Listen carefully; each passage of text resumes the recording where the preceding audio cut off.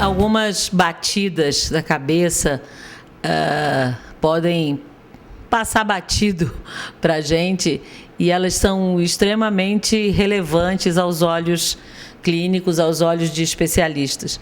Nós vamos conversar com o professor Dr. Hernani Maciel, neurologista, que vai falar um pouco sobre isso. Esse período, especialmente aqui no Distrito Federal, de início das chuvas, ocorrem muitas batidas, não é? Um evento muito comum é uma batida frontal, onde a cabeça e o pescoço descrevem um movimento para frente que nós chamamos de movimento em chicote, e esses movimentos, eles podem, dependendo da intensidade, podem levar a um traumatismo encefálico, não é? Então, o cérebro ele descreve movimentos dentro da caixa craniana. Ele pode movimentar no sentido anterior, posterior, lateral, não é? E pode girar também, que é o pior dos movimentos, girar em torno do tronco cerebral, que é a região mais vital do cérebro, não é? Se o cérebro gira em torno dessa região, geralmente ocorre uma tontura ou uma perda dos sentidos, uma perda da consciência, né? Então, alguns casos de batidas um pouco mais intensas podem sofrer um sangramento embaixo da meninge, que é um envoltório que envolve todo o cérebro, né? E esse sangue, esse sangramento, comprimir o encéfalo e gerar sintomas. Pode ter dor de cabeça, pode ter dormências, pode ter paralisia e pode ter até um estado de coma. Nós vemos com frequência relatos de acidentes com vítimas que, em função do traumatismo craniano, entram em coma. Doutor Hernani, numa pancada dessa, ou em casa mesmo, um filho que escorrega, você bate a cabeça na pia do banheiro, um acidente de carro, quais são as primeiras observações que a pessoa deve ter?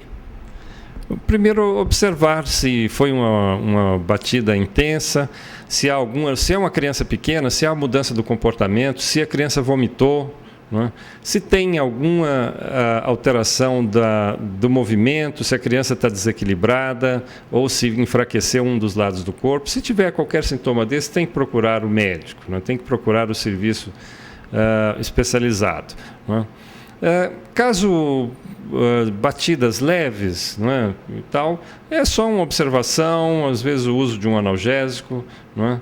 Mas caso tenha sintomas, o adulto, de dor de cabeça, vômitos, uma dor persistente que não melhora, uma dor de cabeça que não melhora, não é? Vômitos e qualquer alteração do equilíbrio, da força, da sensibilidade ou da visão, também é importante procurar uma avaliação especializada por um médico. Doutor Hernani, alguns exames iniciais são feitos pelo neurologista, que é um vibradorzinho, um choquinho, o outro uma pontinha, um compasso. Me fale um pouco de cada um deles. Sim. O exame clínico neurológico ele é sistematizado. Nós examinamos o equilíbrio estático, pedimos a pessoa para ficar em pé, fechar os olhos, para ver se ela não pende para um dos lados, se não tem queda, não é? Testamos os reflexos para avaliar a motricidade, o movimento fino das mãos, como contar dinheiro, dedilhar, tá? E avaliamos a sensibilidade, que é usado onde nós usamos esses instrumentos que você está se referindo. O diapasão, não é? Que em vez de ser usado para perceber a nota musical, nós usamos para saber se a sensibilidade vibratória está preservada.